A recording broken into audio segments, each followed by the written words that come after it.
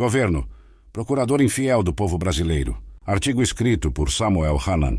Os governos nacionais dos últimos 15 anos, PT 8,5 anos, MDB 2,5 anos e PL 4 anos, atuaram fortemente na divisão da população, alimentando dicotomias como pobres versus ricos, direita versus esquerda e Nordeste versus Sul, Sudeste, por acreditarem que o aprofundamento da cisão seria o caminho mais fácil para o convencimento da necessidade de fidelização do voto visando a reeleição. Apostou-se também que, com tal polarização, estaria aberta a mesma segmentação no Congresso Nacional. O sucesso dessa empreitada serviu de alicerce às narrativas empregadas pelos governos ditos de esquerda e pelos partidos apoiadores, PT, PDT, PSOL, PSB e outros menores, e as legendas de centro-direita, como PL, PSD, União Brasil, MDB e outros. E como nenhum bloco conseguiu maioria estável, a governabilidade foi buscada por meio de alianças frágeis. Fala-se em governo de coalizão, porém impregnado de fisiologismo. No entanto, se assemelha mais a governo de cooptação, modelo que vigora no Brasil desde a instituição da reeleição, em 1997, baseado na velha prática do toma lá da cá.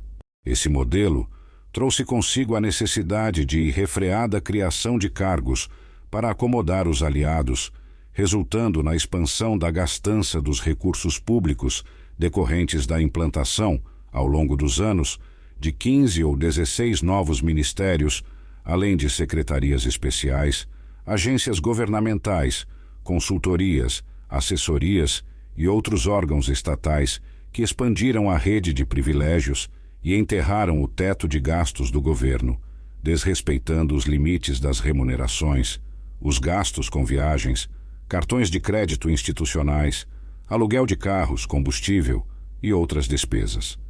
Como a conta sempre chega, os gastos com funcionalismo público no Brasil já ultrapassam 13,1% do PIB, percentual muito acima da média de 9,8% do PIB, que gastam, em média, os 38 países da Organização para a Cooperação e Desenvolvimento Econômico, OCDE. Esses 3,3 pontos percentuais a mais equivalem hoje a 410 bilhões de reais por ano.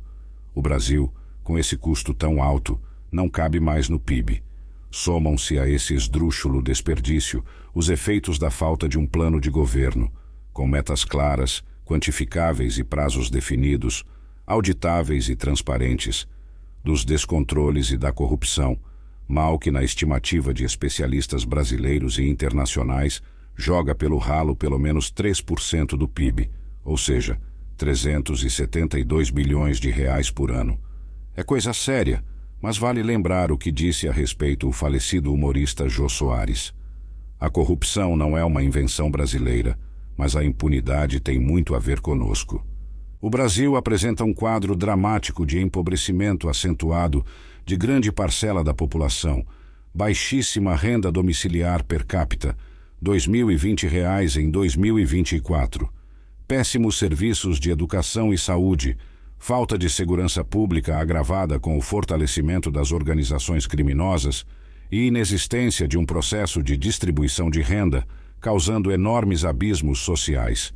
Todos esses males foram gerados pelos mesmos governos que ainda transformam essa realidade em oportunidade para se perpetuar no poder.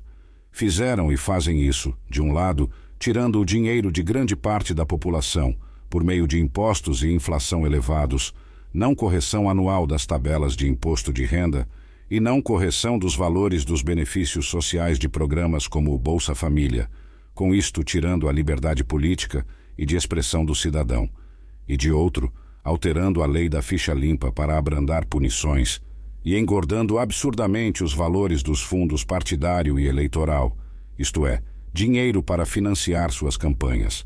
Um cenário que se encaixa perfeitamente na definição do escritor, ativista político e consultor financeiro norte-americano Harry Browne. O governo é bom em uma coisa. Ele sabe como quebrar suas pernas apenas para depois lhe dar uma muleta e dizer: veja, se não fosse pelo governo, você não seria capaz de andar.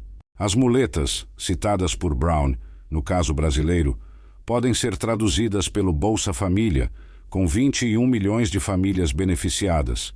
O Benefício de Prestação Continuada, BPC, 5 milhões de cadastrados. Auxílio Gás, de 10 a 20 milhões de famílias. E Farmácia Popular, 5 milhões de beneficiários, dentre outros, incluindo financiamentos subsidiados como FIES, na educação, e Minha Casa Minha Vida na habitação. Esses programas, hoje indispensáveis, somam de 220 a 240 bilhões de reais por ano, o correspondente a 2% do PIB. O governo atual propaga ser voltado para os pobres. Entretanto, quase não se fala das muletas ofertadas aos ricos, as renúncias fiscais, via sistema tributário. São os chamados gastos tributários, que já correspondem de 5 a 6% do PIB, ou 600 bilhões de reais por ano, quase 3 vezes mais que a soma dos programas sociais oferecidos aos pobres.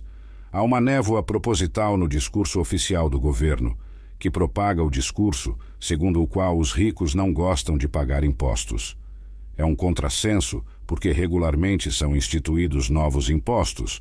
A arrecadação bate seguidos recordes e as renúncias fiscais só crescem, aliás, desrespeitando a Emenda Constitucional número 109, de 2021, que limita esses gastos tributários a 2% do PIB.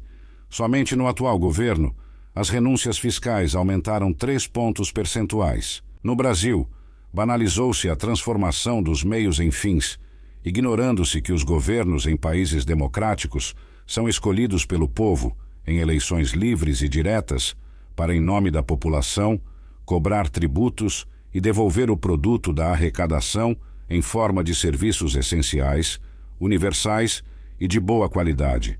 Não é o que acontece no Brasil. Apesar de o país ostentar a posição de 10ª maior economia mundial, oferece serviços essenciais da 30ª e última posição do ranking dos 30 países de maior carga tributária. Falta muito, mas somente para o povo.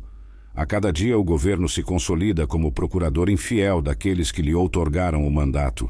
Samuel Hanan é engenheiro com especialização nas áreas de macroeconomia, administração de empresas e finanças, empresário, e foi vice-governador do Amazonas, de 1999 a 2002.